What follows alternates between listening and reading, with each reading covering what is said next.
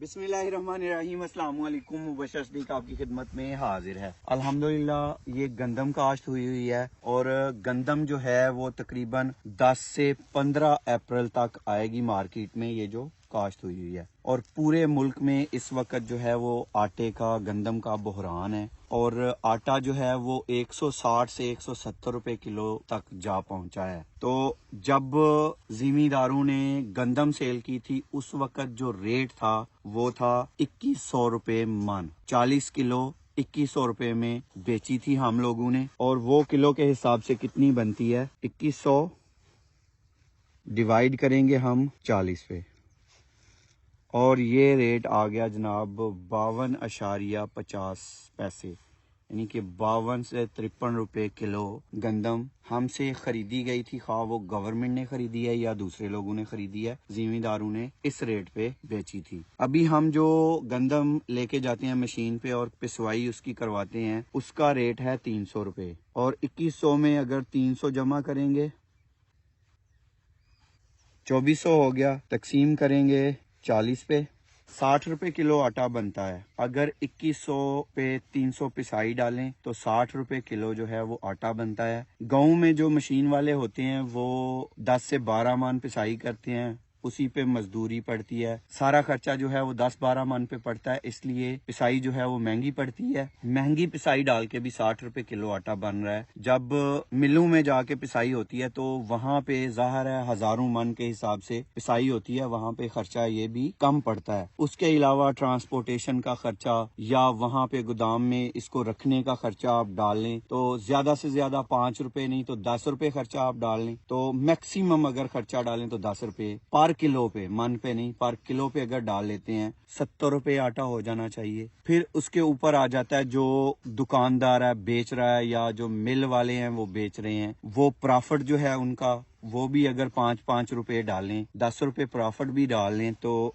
80 रुपए हो जाएगा। 80 रुपए पर केजी आटा हो सकता है, इससे ज्यादा नहीं होना चाहिए। जितना मर्जी प्रॉफिट और खर्चा हो जाए यही बनता है जिस रेट पे हम लोगों से या जमींदारों से गंदम खरीदी गई थी। जिमीदार सारा खर्चा करने के बावजूद भी 52.50 में बेच रहे हैं। तो अब देखते हैं कि जिमीदार जो हैं वो 1 एकड़ पे खर्चा कितना करते हैं और 1 एकड़ से गंदम कितनी हासिल होती है उनको। तो सबसे पहले जो खेतों में हल चलाते हैं वो है 6000 रुपए एक दफा हल चलाने में लगते हैं और 3 दफा हल चलती है। 18,000 हो गया, 18,000 जमा। और ये खेत में हल चलाने का खर्चा है। उसके अलावा खाद डाली जाती है। खाद जो है वो डीएपी का अभी का जो रेट चल रहा है वो 12,500 रुपए है। यूरिया का 3,000 है। 6,000 का यूरिया, 2 बोरी यूरिया डलती है और 1 बोरी डीएपी। 12,500 की डीएपी है, 12,500। 2 तोड़े यूरिया के 6,000 वो हो गया 3-3 के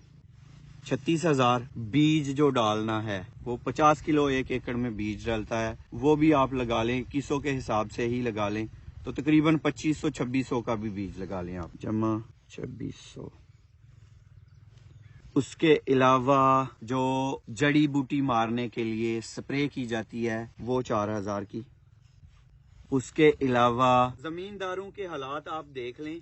और 4 पानी तो गंदम को लगते हैं। 1 पानी जब गंदम काश्त करनी होती है तो मॉइस्चर पूरा करने के लिए खेत को वो लगाया जाता है। टोटल 5 पानी लगते हैं और हर पानी में आप 10 लीटर फी एकड़ का डीजल लगाएं तो 50 लीटर डीजल हो गया। ये बन गया जी 43,100 रुपए। और अब हम हिसाब कर लेते हैं डीजल का। डीजल का 230 हम रेट लगाते हैं, 230 ज़रब देंगे 50, 11,500 ये खर्चा है पानी का। तो जमा करेंगे फिर 43,100 ये आ गया। इसके अलावा 5,000 पे जब आप गंदम की कटाई करवाते हैं हार्वेस्टर से, उसका खर्चा आता है, जमा 5,000।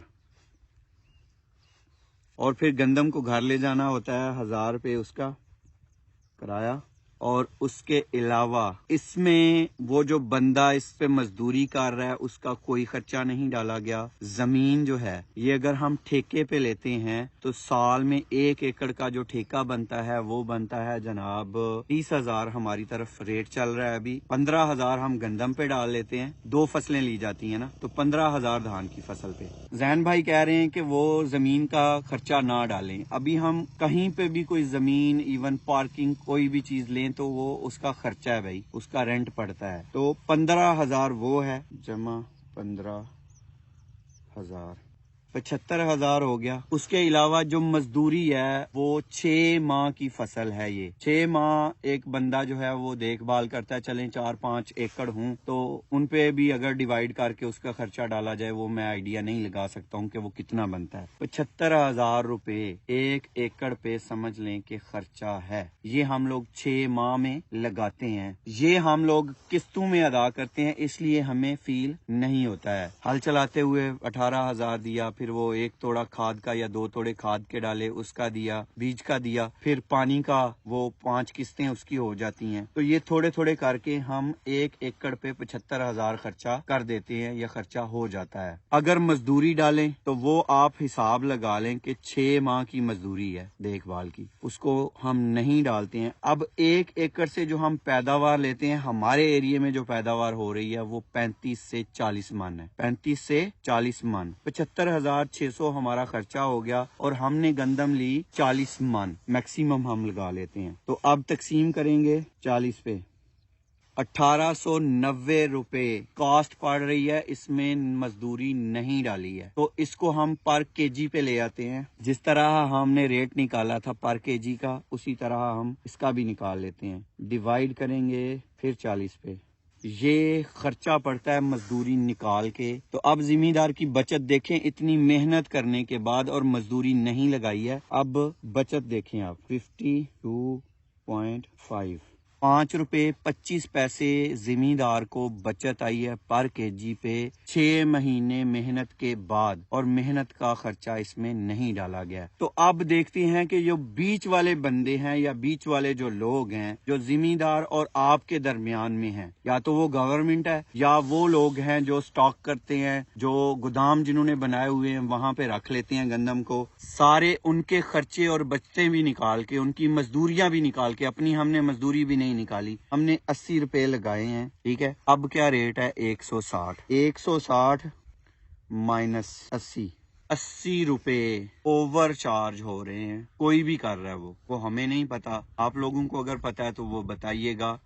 زمیندار پس رہا ہے, اس کو کچھ بچ نہیں رہا ہے. اب اگلا مسئلہ آ جاتا ہے کہ زمیندار اپنے پاس ہی وہ گندم کیوں نہیں رکھ لیتا اور تھوڑی تھوڑی کر کے وہ کیوں نہیں بیچتا ہے. اس میں 2-3 مسائل ہیں. پہلا مسئلہ ہے کہ وہ اس نے اگلی فصل جو ہے وہ کاشت کرنی ہوتی ہے, اس کے لیے اس کو پیسوں کی ضرورت ہوتی ہے. دوسرا, اس کے پاس سٹاک کرنے کے لیے جگہ نہیں ہوتی ہے. ٹھیک ہے. تیسرا جو ہے, پھر اس کے پاس مارکیٹ نہیں ہے کہ وہ بعد میں من کر کے کہاں پہ سیل کرے گا. بعد میں یہ لوگ اس سے اٹھاتے نہیں ہیں. اس کی وجہ یہ بتاتے ہیں کہ جناب ہمارے پاس وہ پوری گاڑی کا لوڈ ہوگا تو پھر ہم آپ سے خریدیں گے, نہیں تو ہمیں وہ خرچے بہت زیادہ پڑ جاتے ہیں. اس میں زمیندار بھی پس رہا ہے, اور جو خریدنے والا اینڈ کسٹمر ہے جو آٹا خرید رہا ہے وہ بھی پس رہا ہے. درمیان میں کہاں پہ پیسے غائب ہو رہے ہیں وہ نہیں سمجھ آ رہی.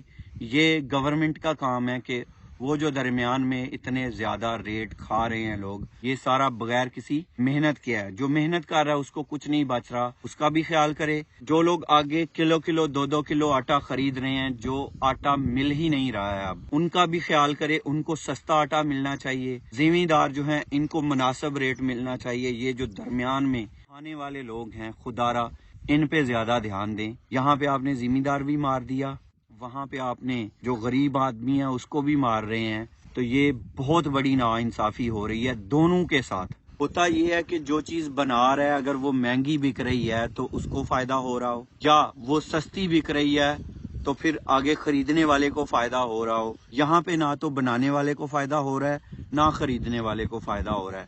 درمیان میں کوئی پاور ہے جس کو فائدہ ہو رہا ہے, وہ پتہ نہیں کون سی ہے. یہاں پہ دونوں خوش نہیں ہیں.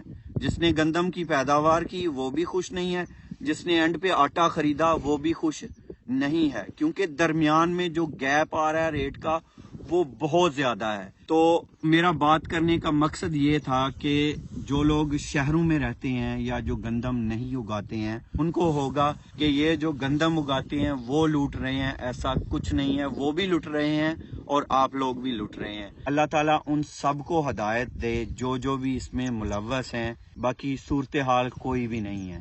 یہ گراں فروشی، یہ سٹاک کر کے کتنے بھی پیسے آپ کما لیں، یہ جائز نہیں ہے۔ یہ بہت بڑا ظلم ہو رہا ہے، ابھی لائنوں میں لگ لگ کے لوگ جو ہے وہ مر رہے ہیں، تو یہ سارا کا سارا گناہ جو ہے وہ آپ کے سر جا رہا ہے۔ اور یہاں پہ صورتحال یہ ہے کہ ہینڈ ٹو ماؤتھ ہیں جو زمیندار ہیں، تو وہ گندم کہاں سے پیدا کریں گے؟ کوئی بھی فصل ہے، سبزی اگاتے ہیں، کچھ بھی اگاتے ہیں، وہ یہیں پہ ہے زمینداروں کا کہ گزارا ہی ہوتا ہے۔ وہ اگلی فصل کاشت کرتے ہیں، اس میں بھی گزارا ہی ہے، ہر جگہ پہ نقصان ہے۔ تو خدا را گورنمنٹ ہو یا وہ لوگ بھی اگر دیکھ رہے ہیں تو خدا را ہم پہ رحم کریں، ساری عوام پہ رحم کریں، سب پہ رحم کریں اور اپنے آپ پہ بھی رحم کریں۔ یہ ظلم آپ اپنے ساتھ بھی کر رہے ہیں۔ امید کرتا ہوں آپ سب کو سمجھ آ گئی ہوگی کہ اصل میں یہ معاملہ کیا ہے اور کیا ریٹ جو ہے وہ آٹے کا ہونا چاہیے۔ آٹے کا ریٹ 70 روپے سے زیادہ نہیں ہونا چاہیے، اس سے بھی زیادہ لگا لیں تو 80 ہونا چاہیے، اس سے زیادہ نہیں ہونا چاہیے، چونکہ جس نے اتنی محنت کی اس کو تو 5 روپے بھی نہیں بچ رہے ہیں۔ اگر اس کی مزدوری نکالیں تو اس کو الٹا اس کے اوپر خرچہ پڑ رہا ہے، اس کو بچ کچھ نہیں رہا ہے۔ تو جو درمیان والا ہے وہ کچھ بھی نہیں کر رہا اور وہ سارے گلشرے جو ہے وہ اڑا رہا ہے۔ یہ ویڈیو شیئر کرنے کا مقصد یہ تھا کہ دونوں طرف کی پرابلم جو ہے وہ آپ سب کو سمجھ آ جائے۔ سمجھ سب کو ہے، یہ سمجھ نہیں تھی کہ زمیندار کے ساتھ کیا ہو رہا ہے۔ تو یہ میں اپنی طرف سے بات آپ کے پاس رکھنا چاہ رہا تھا۔ امید کرتا ہوں کہ میں سمجھانے میں کامیاب ہو گیا ہوں گا اور وہ لوگ بھی میری بات سمجھ جائیں گے جو بھی اس میں ملوث ہیں یا جو کوئی اس کے بارے میں کوئی حل کر سکتا ہے۔ تو اللہ تعالیٰ آپ سب پہ اپنا کرم اور فضل فرمائے، اللہ تعالیٰ آپ سب کو اپنی رحمتوں کے سائے میں رکھے، اللہ تعالیٰ آپ سب کو دونوں جہانوں کی خوشیاں عطا فرمائے، اللہ تعالیٰ آپ سب کو تمام دکھوں، بیماریوں، پریشانیوں اور آفات سے محفوظ رکھے۔ بہت ساری دعاؤں کے ساتھ مبشر صدیق کو دیجیے اجازت، اپنا بہت سارا خیال رکھیے گا، دعاؤں میں یاد رکھیے گا۔ اللہ حافظ۔ اور ایک بات جو میں آپ کے ساتھ کرنا چاہتا تھا وہ یہ تھی، سبزی نہ ہو، کوکنگ آئل نہ ہو تو آٹے میں نمک ڈال کے کھایا جا سکتا ہے، روٹی بنا کے صرف۔ اگر آٹا ہی نہ ہو تو کیا کیا جائے؟ اللہ حافظ۔ اور آخر میں ایک چیز ہے کہ یہ من کے پیچھے کتنا پروفٹ ابھی کما رہے ہیں۔ 160 ضرب 40، 6400 روپے کا یہ بیچ رہے ہیں، مائنس ہمارا اگر گندم اور اس کی پسائی بھی ڈال لیں تو 2400 بنا تھا، 2400 ہم ساری محنت کے بعد، سارے خرچوں کے بعد 2100 کی چیز بیچتے ہیں اور یہ بنا کوئی محنت کے 4000 ایک من کے پیچھے لے رہے ہیں۔